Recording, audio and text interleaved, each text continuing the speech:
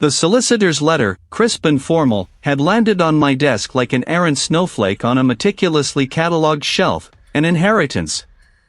My estranged grandmother, a woman whose face I barely recalled, had bequeathed me her estate. Not wealth, not sentiment, but a burden of brick and memory, located in a forgotten pocket of the country.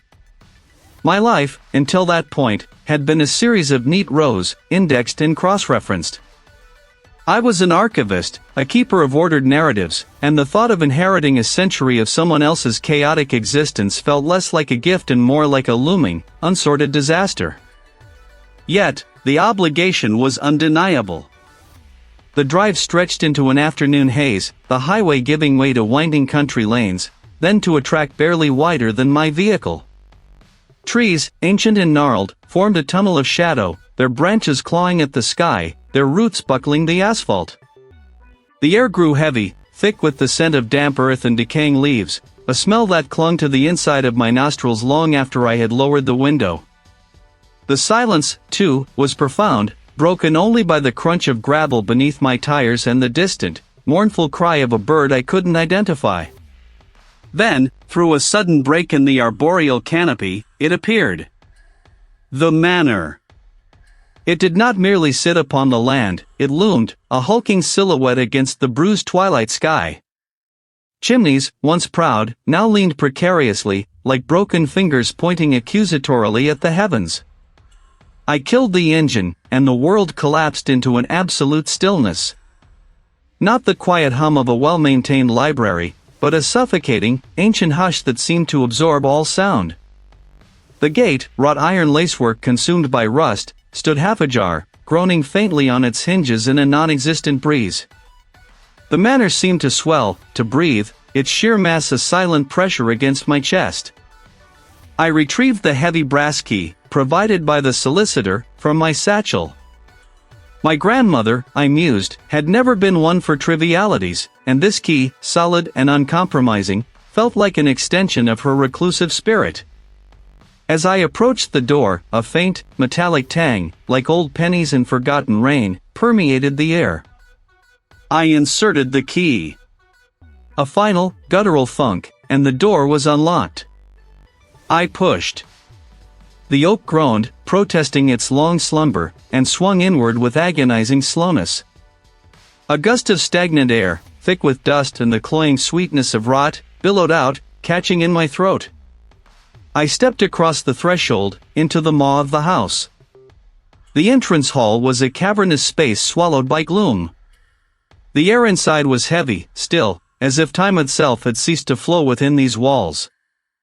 My footsteps on the flagstone floor resonated with an unsettling clarity, each sound seeming to hang in the air, reluctant to dissipate. Furniture, draped in white sheets like ghostly sentinels, loomed in every direction, their forms indistinct and unsettling. The sheer volume of forgotten things was overwhelming, a testament to a life lived without the orderly precision I so valued. My methodical mind, accustomed to neat stacks and labeled boxes, recoiled from the chaos, the sheer mass of it all. I took a tentative step further into the hall, my hand still resting on the heavy door, as if considering retreat. A faint creak sounded from somewhere above, a settling of ancient timbers, or perhaps something else. Suddenly, a vivid, disorienting image flashed behind my eyes. I was standing in a school hallway during summer with wrong decorations. Not a hallway I knew, nor one I could place. The fluorescent lights hummed with a sickly yellow glow, though no power source was evident.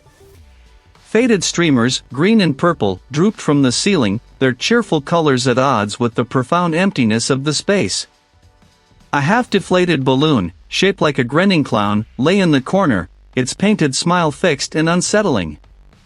The air smelled of chalk dust and stale floor wax, but also something else, something metallic and sharp. Like the faint tang in the manor. The lockers lining the walls were all open, their contents spilled out. Crumpled papers, forgotten textbooks, a single, lonely shoe. The image vanished as quickly as it appeared, leaving a faint tremor in my hands and a prickling sensation on the back of my neck. I blinked, disoriented, the grand hall of the manor slowly reasserting itself around me. What was that? A trick of the light? I shook my head, attempting to clear the lingering phantom scent of chalk. My grandmother, I knew, had no connection to any school, let alone one adorned with such peculiar, forlorn festive remnants. The unease, which had been a low hum, now sharpened into a distinct chord of apprehension. This was more than just an old house, it was a repository of forgotten things, and perhaps, forgotten moments that were not my own. I had expected dust and decay, but not this strange, intrusive glimpse into a place that felt utterly alien, utterly wrong. The task of cataloging, of imposing order on this inherited chaos, suddenly seemed infinitely more daunting, less about dusty heirlooms and more about navigating a landscape of disquieting unknowns.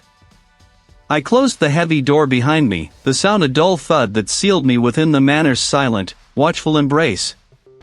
The air, heavy with the scent of age and something indefinable, seemed to settle around me, a shroud.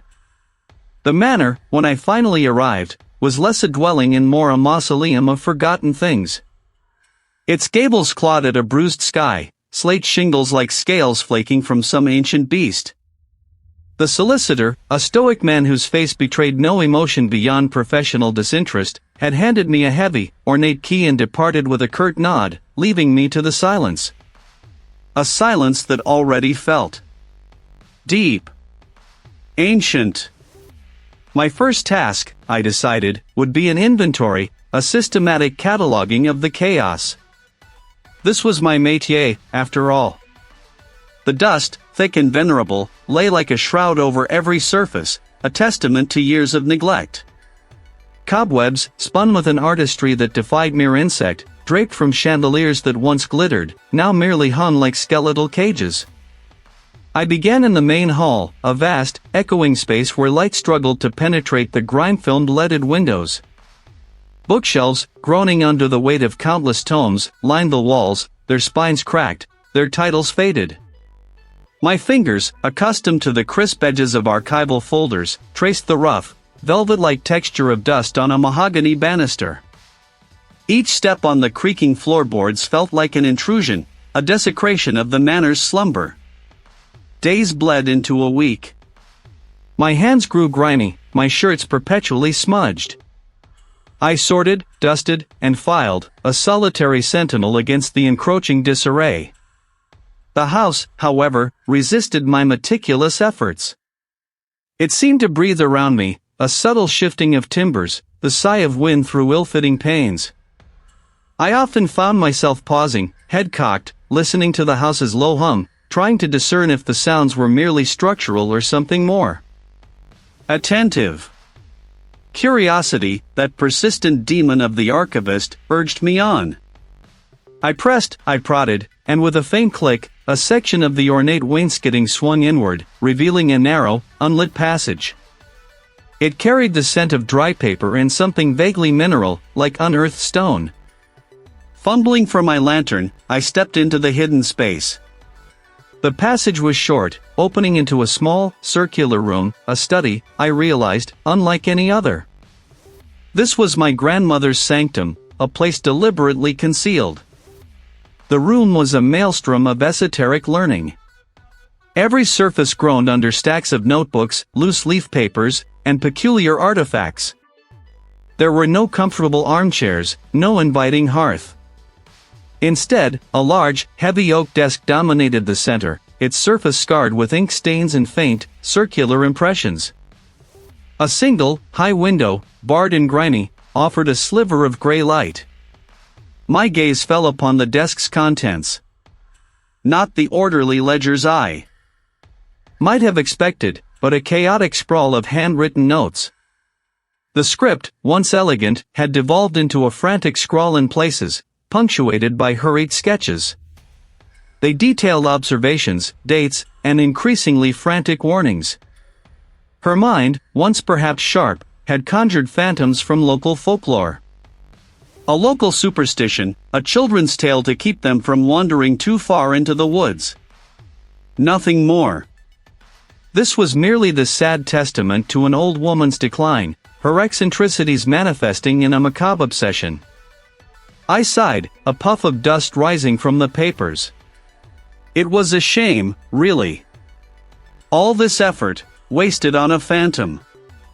I began to sort through the bizarre research, intending to file it away as a curious, if tragic, personal archive.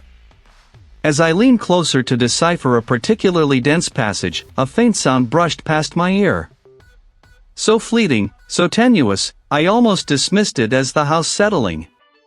But it felt closer. Intimate. Like a breath.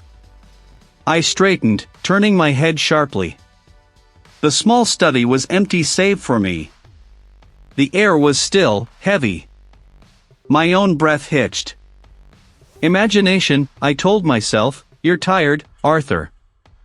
Later, back in the main hall, I found my antique magnifying glass, an heirloom I used for examining delicate documents, resting on the mantelpiece. I distinctly remembered leaving it on the dining room table, beside my half-eaten lunch. I had not been in the main hall since morning. A prickle of unease traced its way up my spine.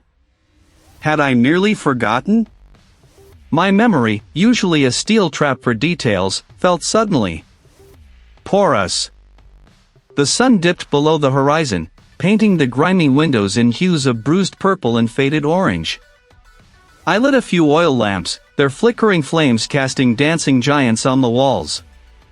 It was a sensation of being watched, of an unseen presence observing my every movement from the periphery of my vision.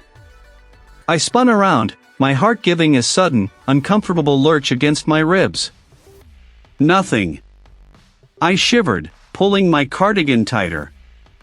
My grandmother's research, for all its outlandishness, had begun to leave a faint, unsettling residue on my mind. It was nothing, of course. Just the solitude, the isolation, playing tricks.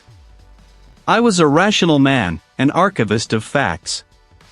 Still, as I lay in bed that night, the manor settling around me like a giant, slumbering beast, I found myself listening. And for the briefest, most terrifying moment, I thought I heard it listening back. The prickle of unease that had settled upon me, a faint dust motes on a polished surface, lingered. I turned the magnifying glass over in my palm, its brass cool against my skin. It was undeniably mine, undeniably on the mantelpiece, and undeniably not where I had left it. I chalked it up to distraction, a momentary lapse in my own meticulous order. The manor, with its sprawling, echoing rooms, was already a labyrinth of forgotten things, and perhaps I, too, was beginning to lose my bearings within its vastness. I immersed myself in the cataloging, the methodical sorting of my grandmother's eccentric archives, hoping the precise nature of the work would steady my fraying nerves. Days bled into one another, marked only by the shifting angles of sunlight through dusty panes and the deepening shadows that clung to corners.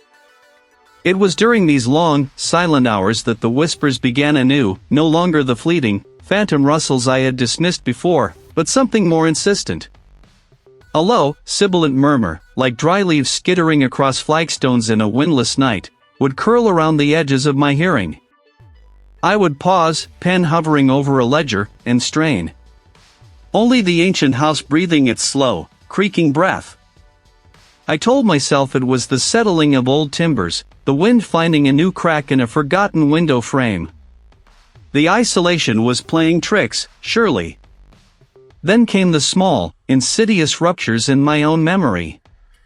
I would find myself standing in the library, a tome clutched in my hand, with no recollection of what had drawn me there.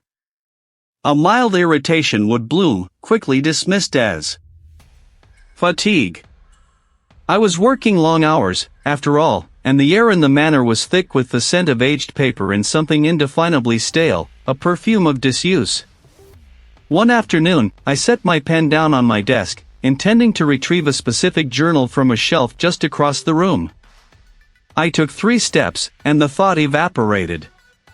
The journal's title, its cover color, its very existence, blurred into an unreadable script in my mind. I frowned, pinching the bridge of my nose. This was more than simple distraction. I would catch fragments, not words, but the shape of speech, an upward inflection, a trailing off, the subtle rhythm of voices engaged in discourse. It was always just out of reach, a secret shared between unseen entities, and I, the eavesdropper, was left with only the tantalizing ghost of meaning. My grandmother's meticulous, if chaotic, filing system was a puzzle in itself. This part of the manor, usually dim, was now bathed in an odd, bleached light that seemed to strip the color from everything. The ancestral portraits, their eyes usually following me with stern judgment, now appeared like faded, tacked-up photographs, their frames cheap and ill-fitting.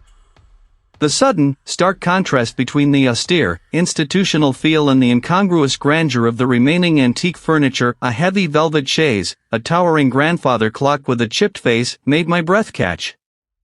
The air, usually redolent with dust and old paper, now carried a faint, cloying sweetness, like disinfectant struggling to mask something deeper.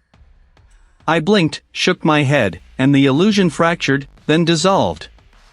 The rich wood returned, the portraits regained their stern authority, and the heavy, still air settled back into its familiar scent. A deep unease, far more profound than any prior prickle, began to chip away at my composure. I found my spectacles, which I had placed on the kitchen counter, resting on a stack of my grandmother's research papers in the drawing room. I had no memory of taking them from the kitchen, nor of entering the drawing room since morning. It was as if a portion of my day, a segment of my own lived experience, had been silently excised, leaving behind only the evidence of its absence.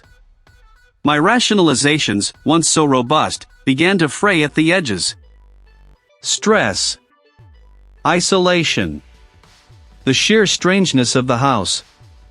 The magnifying glass, cool and solid in my palm, felt heavier than it ought to. It was a simple thing, a tool for precision, yet its inexplicable relocation had etched a new layer of grit onto the already rough surface of my unease. I had left it on the reading desk, beside the stack of ledgers.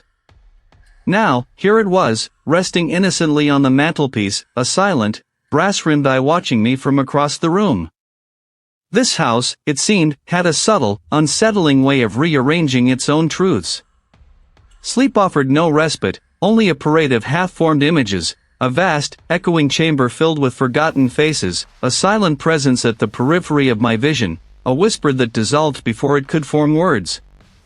Driven by a gnawing hunger for understanding, I returned to my grandmother's journals, their brittle pages now a lifeline, however precarious.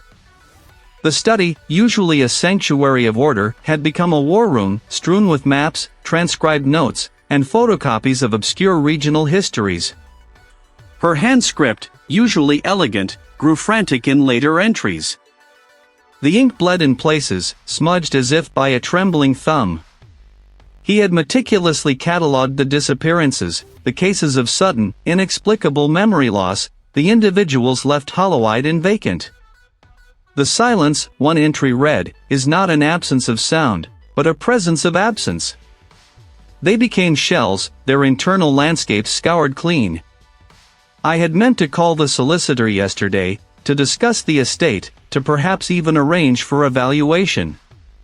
The phone sat on the hall table, a black, inert monument to my failing intentions. I picked it up, pressed the familiar buttons. No dial tone. I checked the line, the connection, then remembered the storm from days ago. Perhaps a downline. I tried my mobile. No signal. A single bar, then nothing. I walked to the window, holding the device aloft like a supplicant. The vast, overgrown gardens, the skeletal trees, the brooding sky, they offered no comfort, no connection. I was an island, adrift in a sea of static. The memory lapses were no longer mere inconveniences. This morning, I had found the kettle boiling dry on the stove, its whistle a forgotten scream. My breakfast, a simple bowl of oats, sat congealed and untouched. I couldn't recall preparing it, only the sudden, acrid smell of burnt metal. Later, searching for a specific volume on local folklore, I found myself standing in the middle of the grand hall, a heavy, leather-bound tome clutched in my hand, but with no memory of where I had intended to place it, or even why I had picked it up. My thoughts felt like loose threads, easily unspooled, prone to tangling. It was then, as I stood there, the weight of the forgotten book pressing into my palm, that the hall seemed to ripple. The ornate wallpaper, with its faded hunting scenes, blurred, then stretched. The air, thick with the scent of dust and old paper, shifted to something sharp and sterile, like floor wax and disinfectant.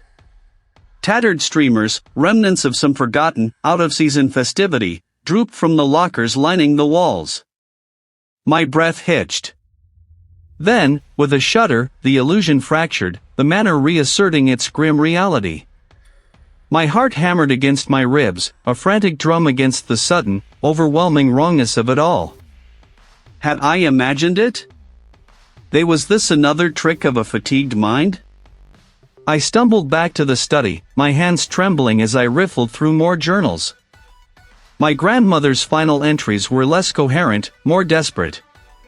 With a sudden, urgent resolve, I pushed myself from the desk. The air in the study felt heavy, suffocating. I needed to see that pantry. My mind, a fragile vessel, felt as if it were already beginning to crack. Now, it rested on the mantelpiece, nestled among a collection of tarnished silver thimbles I'd never noticed before. A small thing, easily dismissed by a less meticulous man, but for me, it was a grain of sand in the gears of my carefully ordered world. The air in the manor, usually thick with the scent of aged paper and dust, seemed to thin, carrying a faint, peculiar sweetness. It was the cloying, artificial fragrance of cheap disinfectant, incongruous and sharp. I paused, my hand still gripping the glass, and listened. The house was silent, as always, but this silence felt different, not the quietude of an empty space, but the hush of anticipation. I turned from the fireplace, intending to return to the ledgers, but something in the library's familiar geometry had subtly altered. The tall, oak bookshelves, usually reaching to the ceiling, appeared to have receded, their grandiosity diminished. The ornate wallpaper, with its intricate floral pattern, seemed less defined, replaced by a paler, almost blank surface. My brow furrowed. Was the light playing tricks? I rubbed my eyes, a dull ache beginning behind them. When I opened them again, the transformation was undeniable, yet impossible. I was no longer in the library. The rich wood and leather had vanished, replaced by pale yellow walls, streaked with scuff marks. The air, heavy with that synthetic sweetness, now also held the ghost of chalk dust and something metallic, like stale pennies. My feet, which had been on polished parquet, now stood on linoleum, its pattern a faded, almost indistinguishable swirl of gray. This was a school hallway, during summer. The silence here was profound, deeper than the manor's usual quiet, broken only by the faint, high-pitched hum of unseen fluorescent lights. But the decorations. They were profoundly wrong. On a small, chipped table beside one door sat a single, forgotten ceramic mug, emblazoned with the words "World's Best Teacher," its surface coated in a fine layer of gray dust. My mind screamed for logic, for an explanation, but there was none. This wasn't a dream, the linoleum felt real beneath my shoes, the disinfectant prickled my nostrils. This was a place woven from memory and absence, a stage set for something I could not comprehend. Not the faint, elusive murmurs I had grown accustomed to, but a chorus, a rising tide of indistinct voices that seemed to emanate from the very air around me, from behind the closed doors, from within my own skull. They were 1,000 mouths speaking at once, a relentless, unintelligible babble that pressed in, suffocating. My hands flew to my ears, but the sound was internal, a vibration in my bones. A feeling of immense emptiness bloomed in my mind, a terrifying blankness where specific memories should have been. My grandmother's face, for a fleeting, horrifying moment, became indistinct, her features blurring like smudged charcoal. This was it. This was the entity. It wasn't just observing, it was here, inside this fabricated space, inside my head, actively consuming. I stumbled backward, my gaze frantically searching for an escape, for a seam in this impossible reality. My hand brushed against the cool, grimy surface of one of the yellow walls. My fingers snagged on something, a loose piece of paper, tucked into a barely visible crack where the wall met a low, wooden wainscoting. My fingers fumbled, pulling at it with desperate strength. It was a small, torn scrap, brittle with age, covered in my grandmother's spidery, frantic script.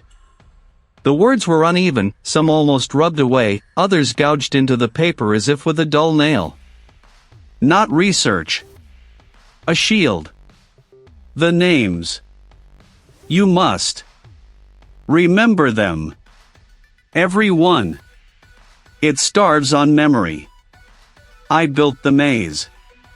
But it learned to walk through walls. Don't forget Arthur. Don't let it. The message ended abruptly, the last word a mere smear. My grandmother. She wasn't just an eccentric scholar. He had been fighting. Her manner, her endless cataloging, her cryptic notes, they were not mere obsessions, but a desperate, failed attempt at containment, a labyrinth of memory he had hoped would trap the very thing now feeding on mine. The profound, undeniable truth of it hit me with the force of a physical blow. And my grandmother, in her final, fragmented words, had passed her impossible, terrifying burden to me. The tremor in my hand was not from cold, but from a tremor deep within the marrow, a resonance with the house's low, persistent hum. My grandmother's final scrawl, a desperate confession, clung to my mind like burrs. He had been fighting. Her labyrinthine manor, a fortress of memory against an encroaching void. I laid out her fragmented notes on the vast, dust-filmed dining table, a constellation of desperate theories and half-formed symbols. Pages torn from ancient texts, sketches of intricate patterns, and lists of forgotten names lay scattered.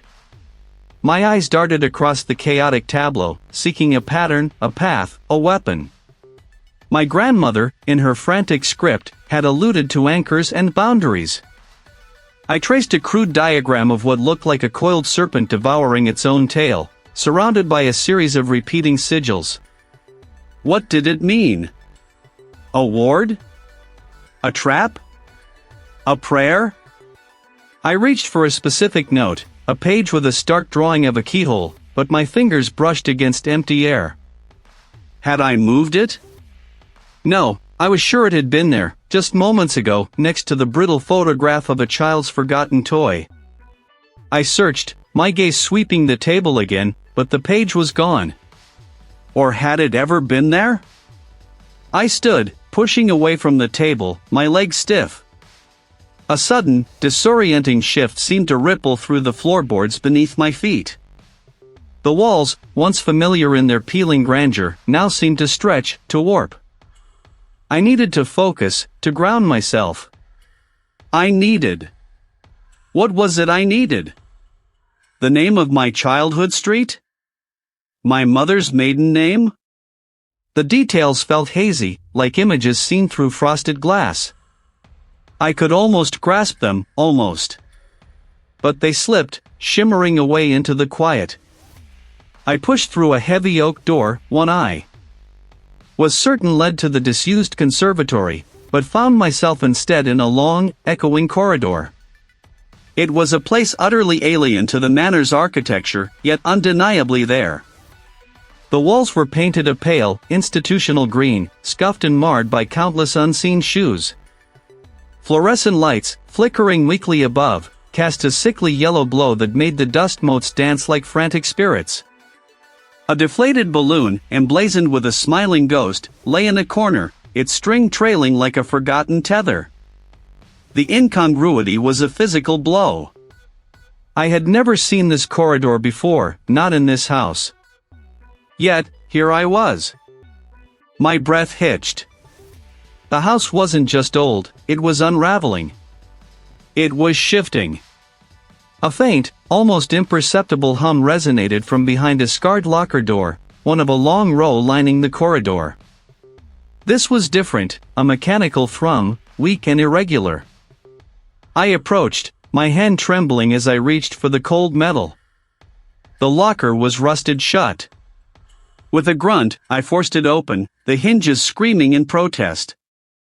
Its surface was intricately carved with the same coiled serpent I'd seen in my grandmother's notes. A trap, then. Or a ward. It hummed, a low, dying vibration.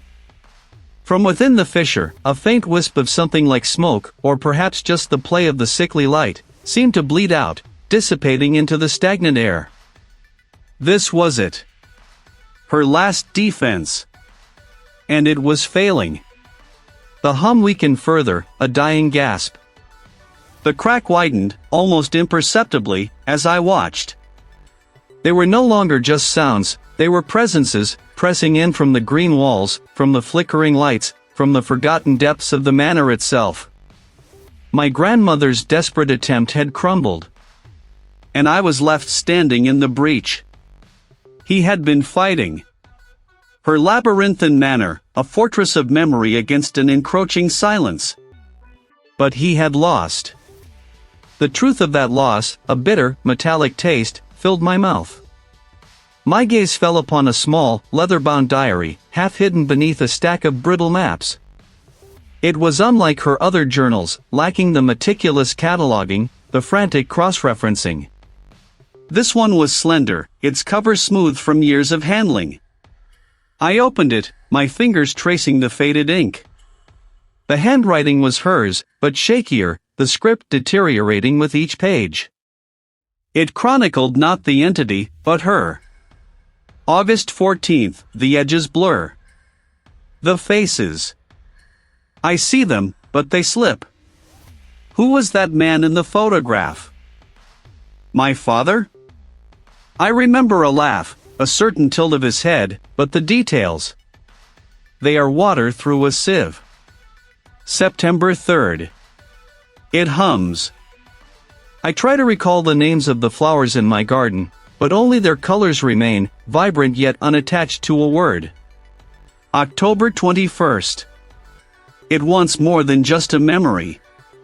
It wants the knowing. It wants the self that holds the memory. It is not erasing, Arthur. It is replacing. The words blurred before my eyes, then snapped into stark focus. Replacing. Not just taking, but filling the vacancy with itself. The air grew heavy, thick with an unseen presence. Suddenly, the library wall shimmered, the shelves of books dissolving like mist. Garlands of faded tinsel and strings of popcorn, left over from some forgotten winter celebration, drooped from the ceiling. A giant, crudely drawn paper turkey, meant for autumn, was tacked crookedly on a bulletin board beside a wilting Valentine's heart. The floor, scuffed linoleum, stretched into a vanishing point, sterile and empty. A faint, childish drawing, crayon on construction paper, caught my eye. It depicted a stick figure. Beneath it, in uncertain letters, was my own name, Arthur. But the face of the stick figure was blank, a smooth, featureless oval.